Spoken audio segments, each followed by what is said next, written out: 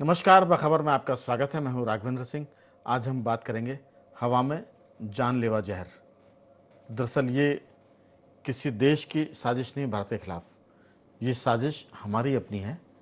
पराली से लेकर जो पटाखे चलाए जाते हैं, चाहे वो दिवाली के हों या नए साल के हों, उनकी वजह से देश की हवा में जहर घुल रहा है। और कल दिवाली थी, देश भर में बहुत बड़े पैमाने पर पटाखे चलाए गए। माननीय सुप्रीम कोर्ट के आदेश था कि ग्रीन पटाखे चलाए जाएं। अब वो कितने ग्रीन थे नहीं पता, लेकिन जो रिज़ल्ट आया वो बड़ा लाल सा आया, रेड आया। आज इसी पर बात करेंगे, क्योंकि दिल्ली की हवा सांस के लिए जानलेवा हो रही है। और कह सकते हैं कि भोपाल में पराली का मामला तो नहीं है, लेकिन मध्य प्रदेश की राजधानी भोपाल में भी हवा में जहर घुला हुआ है और सांस लेने में लोगों को दिक्कत है। जो बच्चे हैं उनको दिक्कत हो रही है, और जो बुज़ुर्ग हैं, जिनको अस्थमा या जिनके लंग्स की प्रॉब्लम है, वो भी इस मामले में मुश्किलों से जूझ रहे हैं। आज इसी पर हम विस्तार से बात करेंगे कि कितना AQI लेवल होना चाहिए और कितना लेवल अब पहुंच चुका है सांसों के भीतर, उसकी क्या स्थिति रहेगी और बचाव के क्या साधन हो सकते हैं। दवा तो डॉक्टर बता ही देंगे, लेकिन ये हवा ठीक रहे, हम सांस ले पाए, इसके लिए हमारे साथ जुड़े हैं बहुत देश भर के जाने माने हमारे एक्सपर्ट प्रोफेसर सौरभ पोपली जी। सौरभ जी का भी हम स्वागत करेंगे। साथ में हर छोटी से बड़ी बात के लिए चिंतित रहने वाले सामाजिक कार्यकर्ता कमल राठी हमारे साथ स्टूडियो में मौजूद है। कमल जी, आपका भी बहुत बहुत स्वागत है। और हमने दिल्ली से हमारे विशेष मेहमान को जोड़ा है, नागेंद्र सिंह परमार जी, जो दिल्ली की हवा में सांस तो ले पा रहे हैं और हम देख रहे हैं कि वो अच्छे भले हैं। इसका मतलब कि उन्होंने सतर्कता पूरी बरती है। दिल्ली की हवा उनके फेफड़ों में कम से कम जाए, इसकी कोशिश है, और वो किस तरह से साफ होकर जाए, इसके भी इंतज़ाम दिल्ली के लोग कर रहे हैं। कहते हैं कि दिल्ली दुनिया की सबसे खतरनाक राजधानी है पर्यावरण के मामले में, सांसों के मामले में, हवा के मामले में। तो आप सभी का बहुत बहुत स्वागत है और सबको दीपावली की बहुत सारी बधाई, शुभकामनाएं। और उम्मीद करते हैं कि जो अगली छोटी दिवाली आने वाली है, जिसे देव उठनी गाज कहते हैं, उस दिन लोग पटाखे तो चलाएं, लेकिन वो खतरनाक ना हो। जो माननीय सुप्रीम कोर्ट के आदेश हैं उसका पालन हो और प्रशासन भी उसका पालन कराए, ऐसी उम्मीद करते हैं। लोग जिम्मेदार हैं।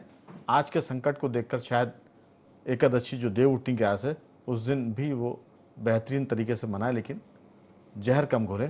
तो सबसे पहले शुरुआत में करूँगा सौरभ जी, आपके साथ ये जो सारा मामला है, ये व्यवहारिक भी है, सामाजिक भी है, राजनीतिक भी है और थोड़ा सा तकनीकी भी है, कि इसमें क्या ऐसा ना करें कि दिक्कतें कम हो और क्या करें कि दिक्कतें और भी कम हो जाएं। तो ये सब चीज़ें हैं। इसमें धार्मिक मसला भी है। लोग कहते हैं कि अगर 31 दिसंबर को नया साल जब मनाते हैं क्रिश्चियन पूरी दुनिया में, तब तो लोग नहीं कहते कि किस तरह से हवा में जहर घुल रहा है। जब भारत में दिवाली होती है, तब सारे लोग उठकर खड़े हो जाते हैं कि पटाखे मत चलाओ, फुलझड़ी मत चलाओ, ये मत करो, वो मत करो। होली आती है तो होली पर भी लोग कहते हैं कि रंग मत लगाओ तो गुलाल लगाओ, पानी का इस्तेमाल कम करो। ये बहुत सारी बातें हैं। तो एक मुद्दा वो भी है, उससे इनकार नहीं किया जा सकता। सबके लिए बराबर होना चाहिए। लेकिन अभी तो जो ताज़ा संकट सामने खड़ा हुआ है, सांस लोग नहीं ले पा रहे हैं, अस्पतालों में भर्ती हैं, ये भी स्थितियाँ, आपकी राय?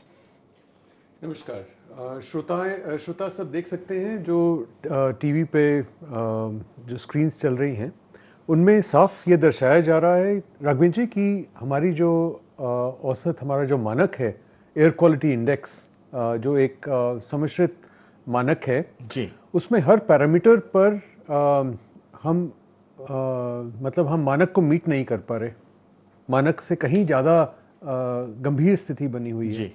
तो अगर मैं इसका विवरण लूँ तो उसमें ये कहा जा रहा है कि जो आपका जो AQI है, कल रात का जो AQI है वो 261 था भोपाल में। भोपाल जैसे शहर में जहाँ की इतना खुला वातावरण रहा है हमेशा ऐतिहासिक तौर पर, और हमेशा हम एक तरह से गर्व मानते थे, गर्व की बात मानते थे इसको, कि यहाँ पे हवा बिल्कुल शुद्ध है और आसपास के जो जंगल हैं, जो नदियाँ हैं, जो तालाब हैं, वो हमें इतना सब कुछ देती हैं। बावजूद इसके हमारा AQI गंभीर स्थिति में बना हुआ है। इस साल सिर्फ 15% ऐसे दिन रहे हैं जब मानक को, हमारी एयर क्वालिटी इंडेक्स उसके आसपास रही है। बाकी मतलब 290 में से लगभग 43 ऐसे दिन थे जब मानक से को वो मीट कर रही थी, के इर्द गिर्द थी जी। बाकी सब 250 दिन मानक से मतलब बदतर हाल था इसका। PM10 कल रात का ये आंकड़ा है कि 3.5 गुना ज़्यादा सेफ लिमिट से थी। सेफ लिमिट उसकी PM10 की, पार्टिकुलेट मैटर 10, मतलब 10 नैनोमीटर जी। जो एक बहुत ही सूक्ष्म पार्टिकल होता है, वो 3.5 गुना ज़्यादा था। 45 होना चाहिए, 45 माइक्रोग्राम पर क्यूबिक मीटर, और 154 माइक्रोग्राम पर मीटर क्यूब था। PM2.5 जो इतना सूक्ष्म पार्टिकल है जो आपकी कोशिकाओं में अपने आप घुल सकता है जी। उसमें, वो इसलिए घातक है क्योंकि वो सीधा आपके सांस से आपके ब्लड स्ट्रीम में, किसी बच्चे के ब्लड स्ट्रीम में वो डिसॉल्व हो सकता है। और उसमें जब फुरान्स और दुनिया भर की कार्सिनोजेनिक मटेरियल, कार्सिनोजेनिक केमिकल्स और वो सब हों, तो वो कोशिकाओं को आप इमेजिन कर सकते हैं कितना नुकसान करता होगा। तो दुनिया भर में क्या हो रहा है क्या नहीं हो रहा, उससे हम अगर 1 मिनट के लिए हट जाएं और अपनी वास्तविकता पर और अपनी प्रॉब्लम्स पर, अपने बच्चों के सेहत पे अगर हम थोड़ा भी, अपने वृद्धजनों के सेहत पे के लिए थोड़ी भी अगर हम चिंता रखते हैं, तो हम ये ज़रूर जानेंगे कि जो PM2.5 जैसा एक घातक पार्टिकल लगभग 6 गुना ज़्यादा था, 15 माइक्रोग्राम पर क्यूबिक मीटर उसका मानक है। और कल रात को ये भोपाल में जी 15 माइक्रोग्राम पर क्यूबिक मीटर उसका मानक है। और 86 माइक्रोग्राम पर क्यूबिक मीटर उसको दर्ज किया गया। ओजोन 1.5 गुना ज़्यादा थी औसत से, 50 होना चाहिए और 72 थी कल रात को। तो आप ये देखिए कि हमें हमारी प्रायोरिटी क्या होनी चाहिए, और क्या समाज की चिंताएं, सबकी चिंताएं होनी चाहिए, या सिर्फ एक व्यवसायी वर्ग जिसकी आमदनी चलती है पटाखों से, क्या सिर्फ हमें उनकी चिंता करनी चाहिए? बिल्कुल, बेशक आप किस बात से सहमत है कि खतरे जो हैं वो सिर से ऊपर जा रहे हैं, लेकिन जो बात मैंने चर्चा के बीच में कहा था, ये देश भर के लोग इसमें, बहुत सारे लोग इस पर बात करते हैं। हम दुनिया को छोड़ भी दें तो फिर 31 दिसंबर भी इस देश में आता है, तब भी मनाया जाता है। तो ये जो लोग तर्क देते हैं, सीधी सी बात है कि अब लोग ये भी कह सकते हैं, सरहदों के पार की हम बात करें तो यूक्रेन रूस वार में भी, चूंकि आपने कहा कि उसको छोड़ देना चाहिए, लेकिन आम आदमी जब बात करता है तो सब चीज़ें उसमें आती हैं। और फिर एक मैं बात कहूँगा इसमें कि लोग कहते हैं दुनिया तो ख़त्म होने वाली है, हम अगर इस पर बहुत एहतियात बरतेंगे तो 1 आध घंटे इस दुनिया को और बचा सकते हैं, बाकी रफ्तार दुनिया की ख़त्म होने की है। और ये दुनिया कई बार ख़त्म हुई है और फिर बनी है। ये भी एक मतलब ये भी फिलॉसफी है, ये भी एक दर्शन है, लेकिन सच्चाई ये है कि हमको इन तमाम दर्शनों से अलग हटकर जो सामने संकट है उस पर बचाव करना चाहिए और उसके रास्ते निकालने चाहिए। राठी जी, ये जो सारा मामला है, भोपाल में भी दिल्ली की तरह हवाओं में पानी का छिड़काव हो रहा था ताकि जो कल पटाखे छोड़े गए हैं, जो प्रदूषण है, उसको किस तरह से एक तरह से उसका शमन किया जाए, उसको न्यूट्रलाइज किया जाए। आपकी राय, ये जो सब चीज़ें हैं वो कितनी खतरनाक है, उसके रास्ते क्या हैं बचाव के? देखिए, 2-3 चीज़ें भोपाल का, जैसे सौरभ सर ने बोला, लेकिन मेरी जानकारी में भोपाल का कल रात को आंकड़ा 700 प्लस था, 2.5 का 700 प्लस था ऑन एन एवरेज। 3 मशीनें लगी हैं भोपाल में। मशीनें भोपाल में बहुत ज़्यादा होना चाहिए, लेकिन 3 ही उपलब्ध हैं, तो उनमें 700 प्लस आंकड़ा था। और ये मैं ऑफिशियली अभी डाटा नहीं है, मैं सर को शेयर भी कर दूंगा जी। इसके अलावा जब हम बात करते हैं तो फिर दिन में थोड़ा कम था, 100 के अंदर था। नगर निगम के अधिकारियों से भी लगातार रात को चर्चा चल रही थी और उनके द्वारा बताया गया कि लगभग भोपाल में 20 हॉटस्पॉट ढूंढे गए हैं, चिन्हित किए गए हैं।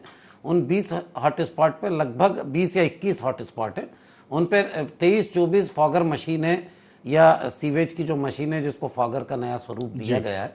ये मतलब ये पहली बार हिंदुस्तान में, मेरे ख्याल से दिल्ली में भी फॉगर चलता है, लेकिन भोपाल में नगर निगम ने, मैं तारीफ के उससे नहीं बोल रहा हूँ, लेकिन नगर निगम का एक प्रयास है कि उसने जो सीवेज की मशीनें होती हैं उसको एक फॉगर का स्वरूप देने की कोशिश की और कोशिश करके उसको भी चला के गाड़ियों की संख्या बढ़ी। लेकिन क्या पानी छिड़काव से हम इसको रोक लेंगे? पानी छिड़काव हम किस उससे कर पाएंगे। दूसरी बात, जो प्रदूषण में घड़ी घड़ी पराली को बहुत बड़ा उसका योगदान सबसे ज़्यादा माना जाता है, जबकि सर ज़्यादा बेहतर बता पाएंगे। मेरे हिसाब से वो अगर 100 में पराली का योगदान मुश्किल से 2-5% होता है। ज़्यादा योगदान गाड़ी के प्रदूषण से, ज़्यादा योगदान खराब सड़कों से है, धूल मिट्टी से है, ज़्यादा योगदान आपके निर्माणों में जो हरा कपड़ा बनना है, जो आगे चीज़ें होना है उससे है, इंडस्ट्री से है। तो ऐसी बहुत सारी चीज़ें हैं। जैसे आपने कहा जो यूक्रेन युद्ध हो रहा है तो यूक्रेन युद्ध में पता चला युद्ध चलते गाड़ियां बंद हो गई तो उसका प्रदूषण कम हुआ। प्रदूषण नहीं हुआ नहीं बोल रहा हूं मैं, तो एवरेज हो रहा है प्रदूषण, उससे बढ़ रहा है और किसी का कम हो रहा है।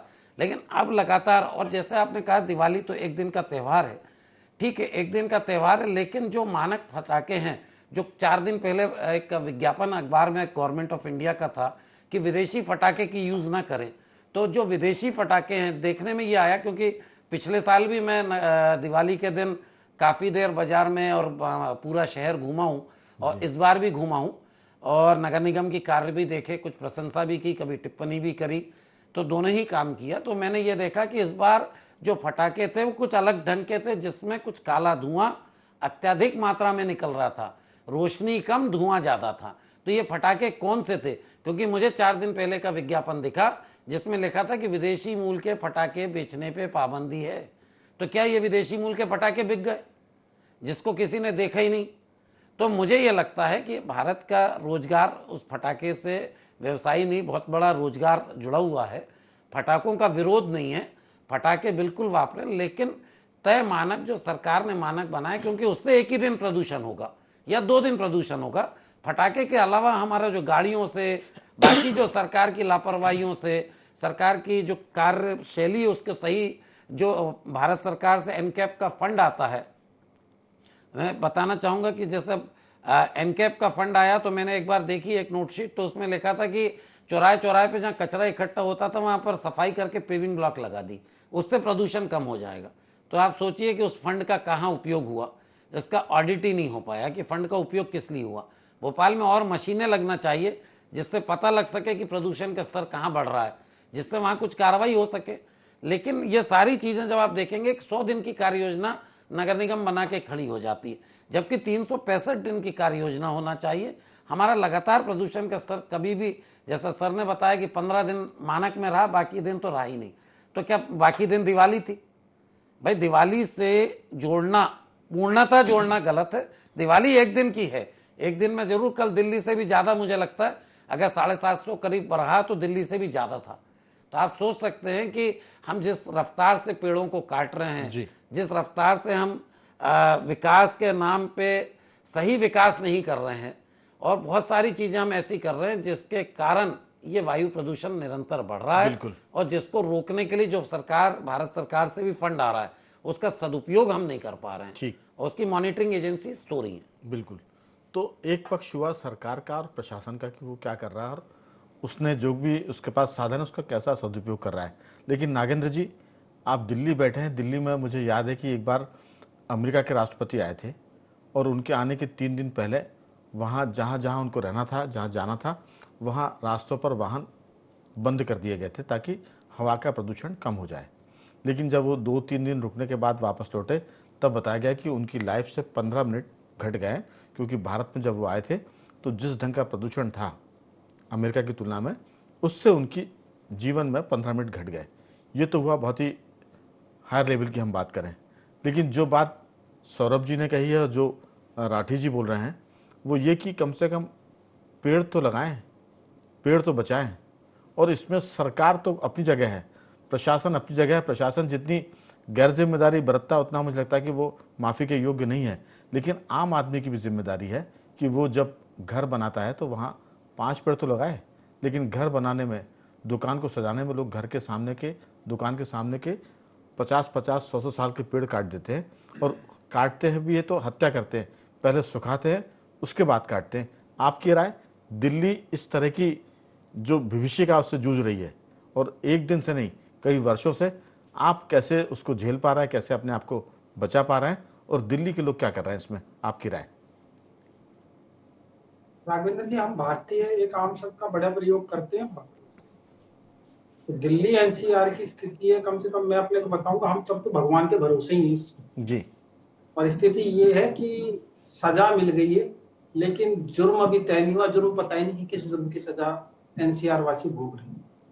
ये हर साल की पिछले 8-10 साल का पैटर्न है कि हर साल मिड अक्टूबर के बाद कभी भी इस तरह की परिस्थितियां बनती हैं कि वायु प्रदूषण बहुत बुरी तरह से दिल्ली एनसीआर को अपनी चपेट में लेता है। जी। एक्यूआई अभी तो 600 के करीब पहुंचा है, 1000 को भी क्रॉस करता रहा है एक्यूआई दिल्ली में। ये हर साल दिल्ली वासियों को और एनसीआर वासियों को ये भोगना पड़ता है। और स्थिति इस मामले में और ज्यादा भयावह है कि आज से 5-7 साल पहले तो दिल्ली के 60-70 किलोमीटर के आसपास के रेडियस को इफेक्ट करता था, लेकिन अब पिछले 2-3 साल से स्थिति ये है कि दिल्ली से 250 किलोमीटर दूर जयपुर की स्थिति खराब है, दिल्ली से 250-300 किलोमीटर दूर भोपाल की स्थिति खराब है, उत्तराखंड की तरफ आप चला जाइए, हिमाचल की तरफ चले जाइए, वहां तक इस स्थिति ने बिगाड़ दिया है वायु प्रदूषण ने।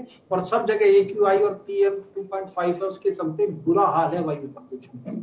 आप ये देखिए कि हाँ, एक जिम्मेवार हो सकते हैं, दिवाली पे चलाने जाने वाले पटाखे बेशक से वायु प्रदूषण के लिए जिम्मेवार हैं, इस स्थिति के लिए जिम्मेवार है।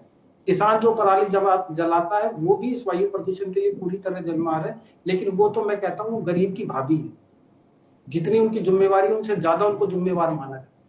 Indian institute of tropical studies है जो इस बारे में ये थ्रो जुटाता है या आंकड़े जुटाता है या इस बारे में शोध करता है। वो खुद मानता है कि 40% जो स्रोत हैं जिनकी वजह से प्रदूषण होता है, उनके उत्सर्जन का सही कारण अभी पता नहीं। 40% क्या, इसके अलावा पराली और पटाखे एक तरफ है।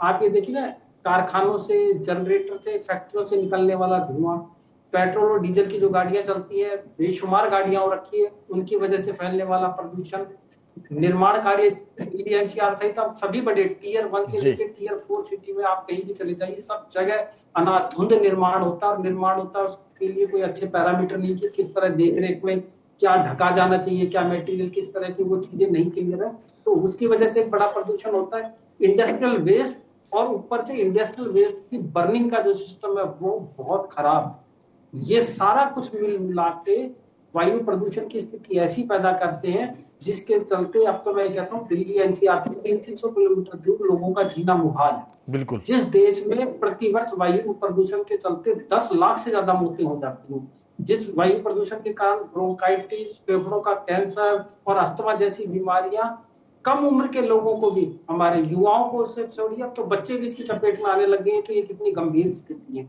आप कहा यह जाता है जब सरकार पूरी उपाय नहीं करती, सरकार के उपाय तो ऊँट के मुंह में जीरे जैसे। तो स्थिति खुद नागरिकों पे आ जाती कि नागरिक अपने लिए एयर प्यूरिफायर जुटाएं। अब वो 1, 2, 3, 4 लाख रुपए के एयर प्यूरिफायर कितने लोग अफोर्ड कर सकते हैं? आप और मैं और हम बाकी आदमी जानता है कि जहां मुश्किल से घर का खर्चा चलता है वो 1-2 लाख का एयर प्यूरिफायर कहां से लगेगा? तो ये तो एक नियति बन चुकी है दिल्ली एनसीआर में रहने वालों की कि या तो इसे छोड़ देंगे, और अगर आपको यहाँ रहना है तो इसी बदहाली में, इसी प्रदूषण के बीच में आपको रिस्क के ये मानिए कि अपने जीवन को घटाना है, ये हमारी नियति बन। नागेंद्र जी, संकट बहुत बड़ा है और ये हर दिन बढ़ रहा है, ऐसा नहीं कि कभी घट रहा है। सिर्फ हम कोरोना काल को छोड़ दे, जब लॉकडाउन हुआ था तब जरूर ये था कि सारे वाहन बंद हो गए थे, बाजार बंद थे, तब ये नीचे आया था और लोगों ने राहत की सांसें। लेकिन दुनिया कब तक घरों में बंद रह सकती है? मध्य प्रदेश की जहाँ तक बात करें कि तो भोपाल, मध्य प्रदेश में करीबन 403 वर्ग किलोमीटर का इलाका ऐसा है जो जहाँ से पेड़ पौधे कट गए, जो कभी वन क्षेत्र माना जाता था। राजधानी भोपाल की बात करें तो ये पहाड़ों का और झीलों का शहर है, लेकिन झीलें भी खत्म हो रही है और पहाड़ भी खत्म हो रहा है, और उसके साथ साथ जो पेड़ पौधे हैं उनकी भी तादाद हर बार घट रही है। अभियान चलता है पेड़ लगाने का और रिजल्ट आते हैं पेड़ घटने के।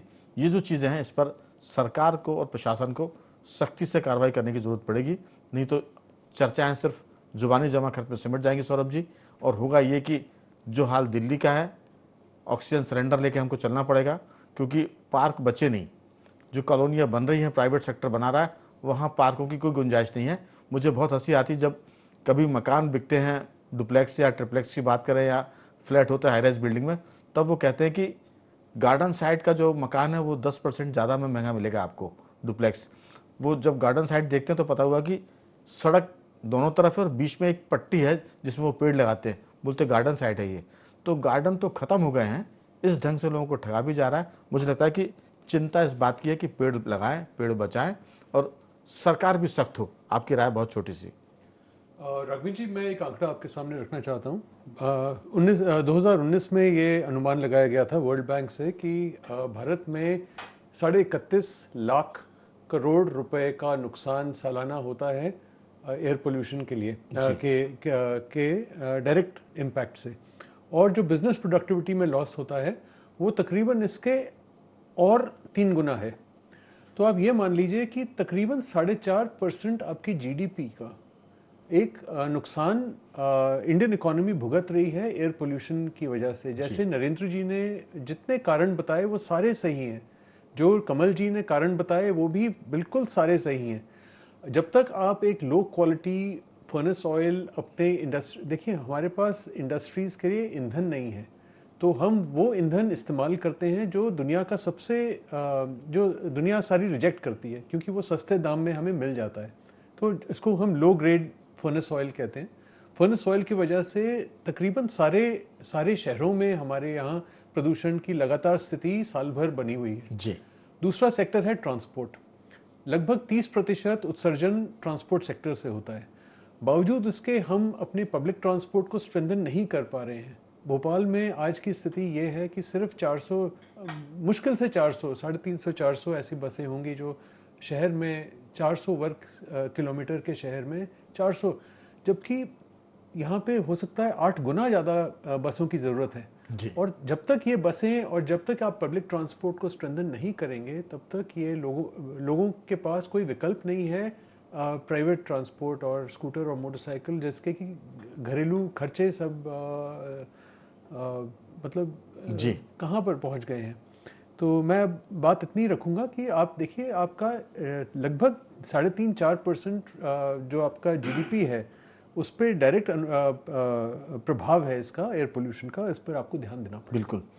जो सबसे खास बात है राठी जी कि मास्क लगा कर चलने की जो हमें सिखाया था कोविड-19 ने, हमें लगता है कि ये फिर से ज़रूरत पड़ेगी, और पड़ेगी क्या, सर पर खड़ी हुई है।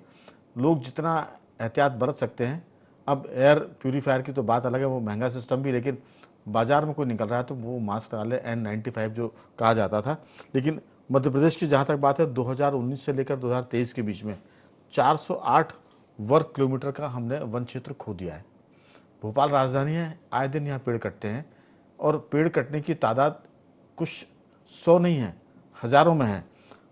इंदौर और भोपाल में जो मेट्रो बनी है उसमें हज़ारों पेड़ कट गए, सड़कें बनती हज़ारों पेड़ कट जाते हैं। शासन या सरकार का कहना ये होता है कि अगर डेवलपमेंट करना है तो पेड़ तो काटने पड़ेंगे। बेशक पेड़ काटिए, लेकिन एक के बदले में 10 लगाने की बात होती तो वो 10 पेड़ लगते कहाँ हैं? अगर वो 10 पेड़ लग जाएं तो फिर हम कह सकते हैं कि 2-4-10 साल में वो कंपनसेट हो सकता है, लेकिन उसका कोई जवाब किसी के पास नहीं है। कागज़ों पर एक के बदले 10 पेड़, एक के बदले 5 पेड़, लेकिन ज़मीन की बात करें ग्राउंड जीरो की तो वहाँ सब चीज़ें गायब है। आपकी छोटी सी राय। नहीं, बिल्कुल। और जैसा आपने कहा, हाल ही में आज ही खबर लगी है मुझे कि भोपाल के न्यू मार्केट जैसे व्यस्तम इलाके में 7 बड़े पुराने पेड़ काट दिए गए। कैसे अनुमति हुई, क्या हुई, वो अलग विषय। लेकिन आपने जैसा कहा तो मेरा ये कहना है, एक तो घरों में जिनके यहाँ बुजुर्ग हैं उन्हें एयर प्यूरीफायर थोड़े सस्ते रेंज के भी आते हैं, कम एरिया के वाइज उनकी कीमत होती है, तो उन्हें इस्तेमाल करना चाहिए। और इस्तेमाल नहीं करेंगे तो बहुत, क्योंकि घर में किसी बुजुर्ग में या छोटे बच्चे हैं तो कम से कम वो जरूर इस्तेमाल करें। जी। सरकार के भरोसे ही हम रहेंगे तो बड़ा कठिन काम है क्योंकि सरकार में बैठे अधिकारी बड़ी लापरवाह हैं। जैसे कल की बात मैं करूं तो कल पूरे कोई शासन का कोई अधिकारी, निगम के 1-2 अधिकारी छोड़ दें आप, तो कोई भी अधिकारी फील्ड पे नहीं था, क्योंकि मैं रात को 2 बजे तक कल फील्ड में घूमता रहा और कहीं भी ऐसा नहीं देखा। गाड़ियां देखी, मैंने पूछा भी रोक के कि भाई तुम्हारे कोई अधिकारी हैं? कि बोले ना साहब वो एक साहब जरूर हैं, बाकी नहीं। मगर वो क्या करते अधिकारी? आ भी जाते तो करते क्या? अरे घूमें, गाड़ियां मॉनिटरिंग करें, ये करें। अब कल तो भोपाल में मैं बता रहा हूं कि कोई अधिकारी कर रहा था, लेकिन और भी अधिकारी साथ में संलग्न होते। कलेक्टर का राउंड होता, जो पोल्यूशन से संबंधित विभाग है, बिल्कुल, पीसीबी, उसका राउंड होता, तो मुझे लगता है अलर्टनेस ज्यादा रहती। बाकी स्वास्थ्य के लिए संबंधित आपने जैसा कहा N95 और डॉक्टर की सलाह पे एयर प्यूरिफायर और अन्य वैक्सीन जरूर लगवाएं, क्योंकि ठंड का मौसम समय बड़ा खत्म हो चला है। चिंताजनक है। नागेंद्र जी को कुछ टिप्पणी आपकी तरफ से छोटी सी? राघवेंद्र जी, इसमें तो सरकार को देखो दृढ़ इच्छा शक्ति के साथ एक दीर्घकालिक नीति बनाने की जरूरत है, और प्रत्येक नागरिक को देश के अपनी जिम्मेवारी भी इस पे समझनी होगी, तभी इसमें कुछ हालात बदले जा सकते हैं।